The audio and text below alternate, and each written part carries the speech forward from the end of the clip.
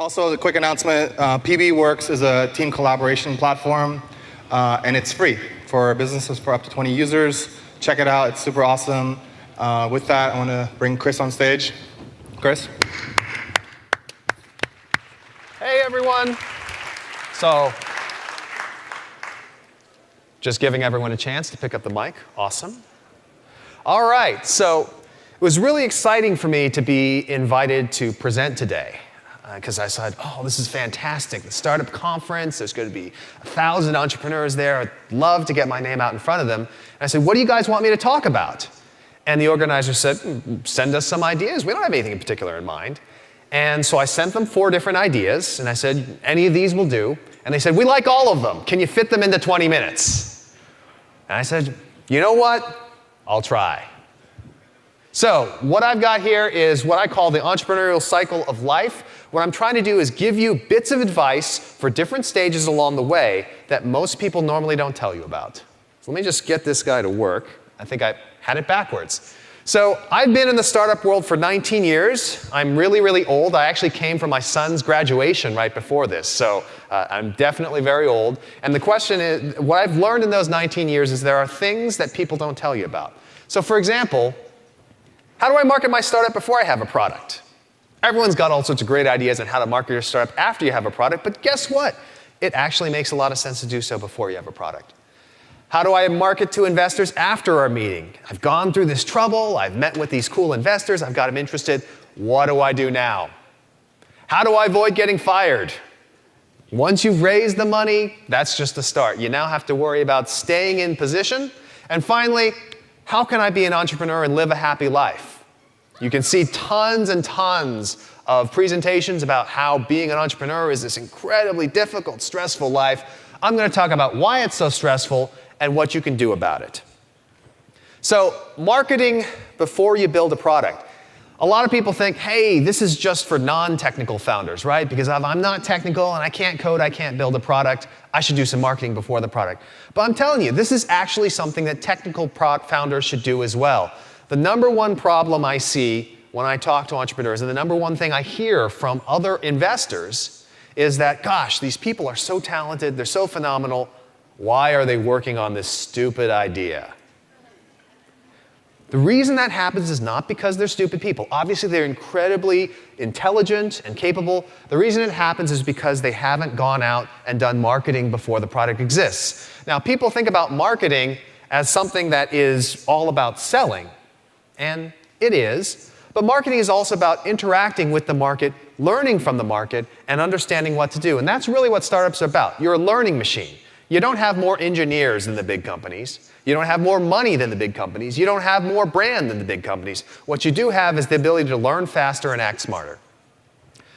The other part about marketing before you launch your product is that it allows you to develop the key relationships that you'll leverage after your product is launched. If you spend 6 months locked away, building your product, never getting out there, never talking to investors, never talking to the press, when the time comes and you need them, they're not going to be there for you. And by doing this, you can slowly build to overnight success. I really like this quote from Biz Stone because he talked about how Twitter, which is an enormous success today, is something that actually took a long time to build. In fact, he came up with the idea long before he and Ev even did Odeo. This was back in the early 2000s. It was only after many, many years that Twitter finally hit the mainstream. So here are the 7 steps of pre-launch marketing. The first thing you need to do is to identify the key issues that your startup touches. This is not to say that you are going to identify in advance, before you build a product, exactly what you're going to do. That's what building the product is about. That's what marketing is about. But you can identify what are the key issues that startup touches. What are the problems? What is the general market space? Second, become part of the conversation. Presumably, if there is a problem area, there is a conversation going on about that problem area. Far better for you to become a part of that conversation before you go out and launch your product. 3, cultivate the influencers that are in that market. Every market has influencers. The people who are the thought leaders, the people who are the bloggers, the top Twitter, people with the most Twitter followers, the investors, people who are driving thought leadership. This is your chance to cultivate them, follow them, reply to them, engage them in conversation. Take advantage of this wonderful world of social media that has arisen. 4, produce or borrow compelling content. Now, a lot of people say, gosh, it's easy for you, Chris. You like to write all the time, but I don't think of myself as a writer. I don't know if I can produce good content. Well, even if you don't think of yourself as a writer, you can borrow compelling content. Other people are perfectly happy to give you guest posts, guest interviews, podcasts, you name it, because everyone is a raving egomaniac who wants to see their name in print. 5, build a need in the marketplace. So assuming that you've developed this problem area, you've started to work in with the influencers and so on and so forth, you can start building a need. And by building a need, what I mean is to drive the conversation so that people start saying, hey, wouldn't it be great if? Hey, I would really like there to be. You can search tweets, message boards, blog posts, etc. All those are great market validation and help build the need in the marketplace that you can finally serve. 6, this is the obvious part, launch a product that fills that need. If you've already identified a space, if you've been engaged with all the important people in the space, if you have evidence on the ground of bottom-up desire for something, then launching the product that fits the need becomes far easier than just trying to shoot a shot in the dark. And finally, print out the TechCrunch headline for your mom because my mom is visiting from out of town because my son is graduating from elementary school today. And she loves it when I show her an article with my name on it. So definitely make sure you do that for all the moms out there.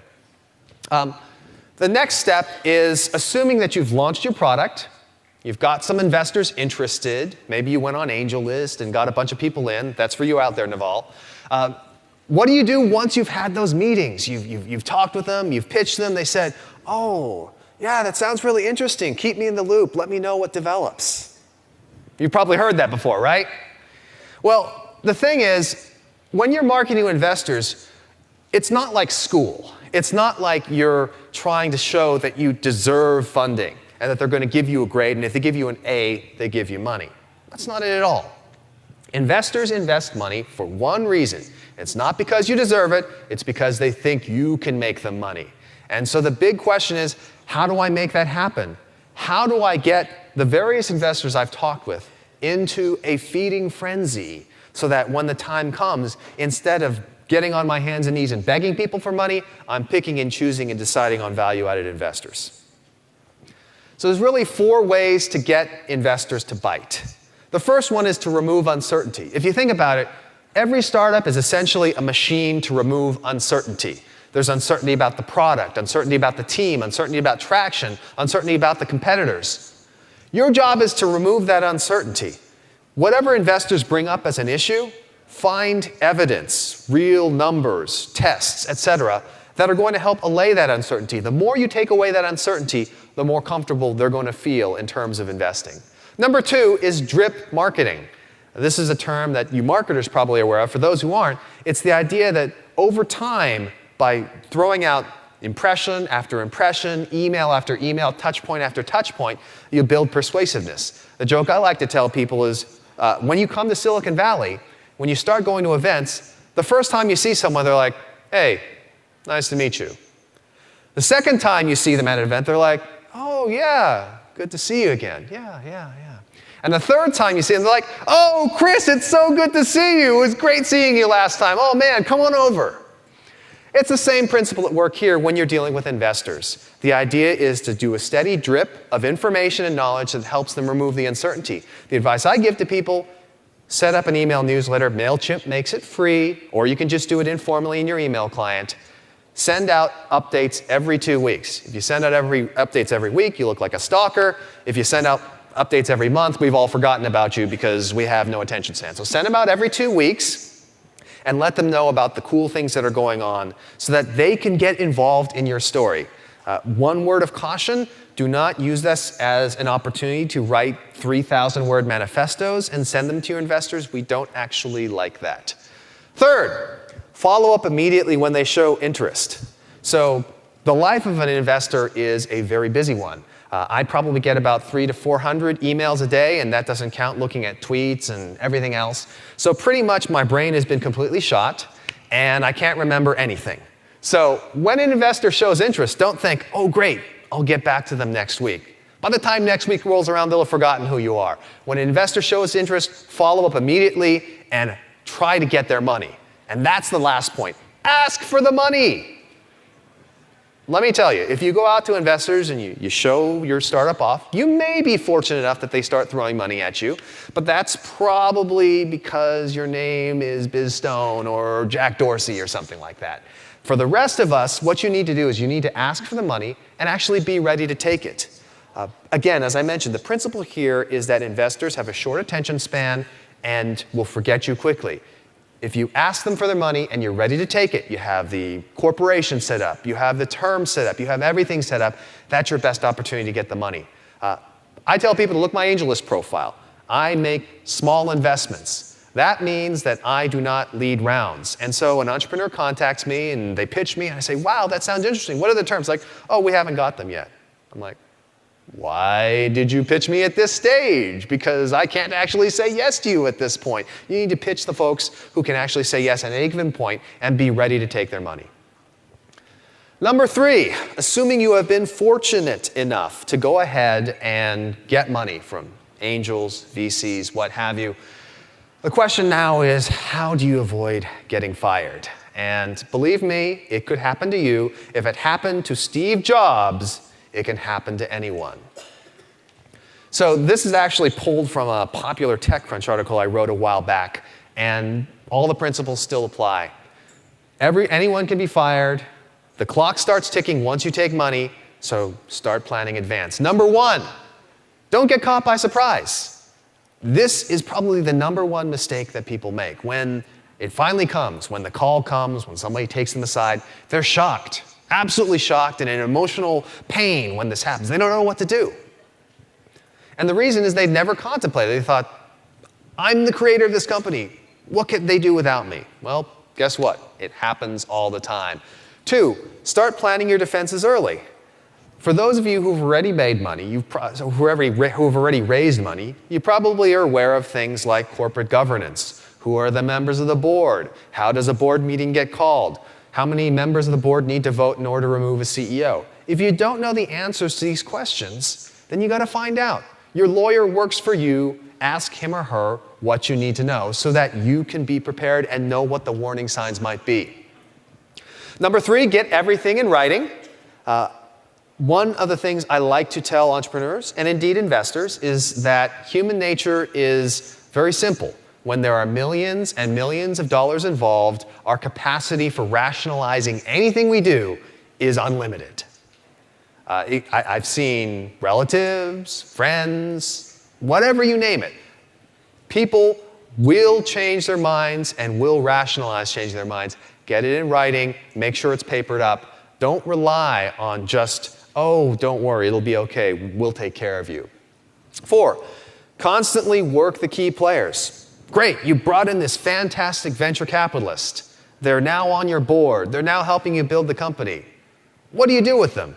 Do you see them once a month at board meetings where you feed them numbers that you hope look good enough to keep them from firing you? That's not the way to do it. You want to cultivate those key players. You want to take your board members and have regular conversations with them. They should never come to a board meeting and be surprised. They should always know what's going to happen at that board meeting and what you want out of them at that board meeting. If you work the key players, if you have that personal relationship, guess what? It's a lot harder for people to can you if they actually know you.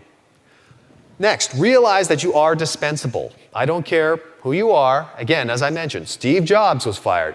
Every one of us is dispensable. You always have to be thinking about what your value is to the company. The fact that you got the company to where it is doesn't necessarily mean you're going to get the company to where it needs to go. And what I care about as an investor is where the company needs to go, not all the stuff that got here. All the stuff that got here is water under the bridge. The best defense is a good offense. That means if you believe that people are attempting to turf you out, you need to go ahead and be proactive about it. Don't go ahead and wait until it happens. Jump out in front of it. Start talking to people. Have those conversations. Don't be afraid of the conflict. If you bring it up, it doesn't mean that things are going to go badly. If you bring it up, it means you're actually dealing with the situation. And then finally, don't sign anything during the coup attempt. I had a business school classmate whose venture capitalist forced him to resign. unjustly. And he called me up because I was an investor in the company, and he said, Chris, I've got some bad news for you. Here's what happened. And I said, why are you telling me this now? Why didn't you come to me when he put that paper in front of you? Refuse to sign the paper, take the time, talk to counsel, talk to experienced people. Don't sign anything. They're attempting to use surprise to get you to do something that doesn't make sense. And if you ultimately have to, you can always counterattack. Get the board on your side, get the lead investor on your side, make sure that your side of the story is told. The sad fact is, usually by the time it gets to the point where you have in fact been ousted, it's very difficult to come back in. But you know what? Steve Jobs shows that there's hope. It may be that years and years from now, you'll be able to come back and make a triumphant return. Finally, how can entrepreneurs live a happy life? Now that I've scared the hell out of you by talking about how you're going to get fired, how do you manage to sleep at night despite that? Well, Richard Branson seems to have figured it out. It helps to own a private island, but if you don't own a private island, there's still a few things you can do.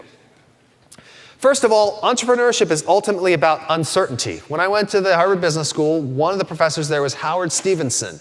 And his definition of entrepreneurship is the pursuit of opportunity beyond resources controlled. In other words, it's doing stuff despite the fact that you have no business doing it. And guess what? That is the definition of uncertainty. So things that you have to understand to accept that uncertainty. Chances are you're going to fail.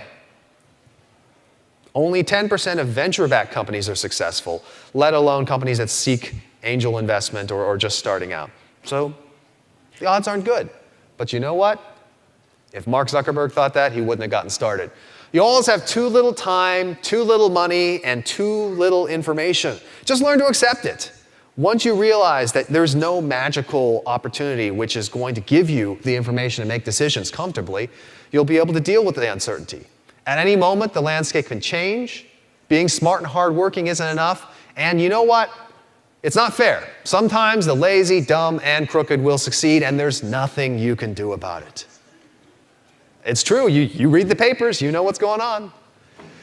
But there's an upside to uncertainty. Uncertainty means that there is endless possibility. If there were no uncertainty, the ending would already be written, and probably not the one you want. So manage your life uncertainty so that you can deal with your startup uncertainty. Eat, sleep, and exercise. I've seen you out in the lobby. A lot of you need more of all of them. Spend time with friends and loved ones. Very easy to get caught up doing nothing but your company. But you know what? Your friends and loved ones will be there for you even if you fail. And they're more important. Take breaks and naps. People think I'm a whack job because I will take a nap almost every day. I'll lie down in my office and put a mask over my head and sleep. And you know what? I don't care what they think because it makes me feel better, it makes me feel energetic, and gets me back in the game. Minimize your spending. Guess what? You know, startup founders don't get paid a lot. Very sad, but true. So try not to get used to a rich lifestyle because if things go bad, you'll thank me for it. And finally, have interests outside the startup world. It's great that you're here at a startup conference today, talking to other entrepreneurs, talking to investors, but have other interests as well. This is not the entire world, and those other interests are going to help keep you sane, even as the startup world tries to drive you insane. Remember, your startup is part of your life. It isn't your entire life. So with all this advice at every stage, the key is to remember, entrepreneurship is a phenomenal adventure. You'll have fun along the way. It'll be very difficult. Try to achieve balance in your life. And at the end of the day, even if you're one of those people who fails, even if you're one of the 90% of people whose company fails, trust me, at the end of it, you're going to feel like you've really learned more than you've learned from any other job in your life. Thanks a lot, everyone.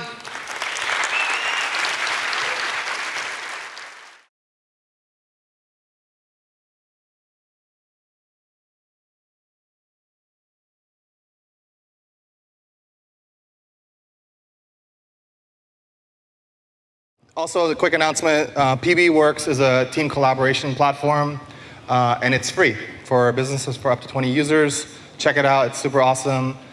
With that, I want to bring Chris on stage. Chris? Hey, everyone. So, it sense to do so before you have a product. How do I market to investors after our meeting? I've gone through this trouble, I've met with these cool investors, I've got them interested. What do I do now? How do I avoid getting fired? Once you've raised the money, that's just the start. You now have to worry about staying in position. And finally, how can I be an entrepreneur and live a happy life? You can see tons and tons of, and so I sent them 4 different ideas, and I said, any of these will do. And they said, we like all of them. Can you fit them into 20 minutes? And I said, you know what? I'll try. So what I've got here is what I call the entrepreneurial cycle of life. What I'm trying to do is give you bits of advice for different stages along the way that most people normally don't tell you about. So let me just get this guy to work. I think I had it backwards. So I've been in the startup world for 19 years. I'm really, really old. I actually came from my son's graduation right before this. So I'm definitely very old. And the question is, what I've learned in those 19 years is there are things that people don't tell you about. So for example, how do I market my startup before I have a product? Everyone's got all sorts of great ideas on how to market your startup after you have a product, but guess what? It actually makes a lot of... Just giving everyone a chance to pick up the mic. Awesome. All right, so it was really exciting for me to be invited to present today because I said, oh, this is fantastic. The startup conference, there's going to be 1,000 entrepreneurs there. I'd love to get my name out in front of them. And I said, what do you guys want me to talk about? And the organizer said, send us some ideas. We don't have anything in particular in mind.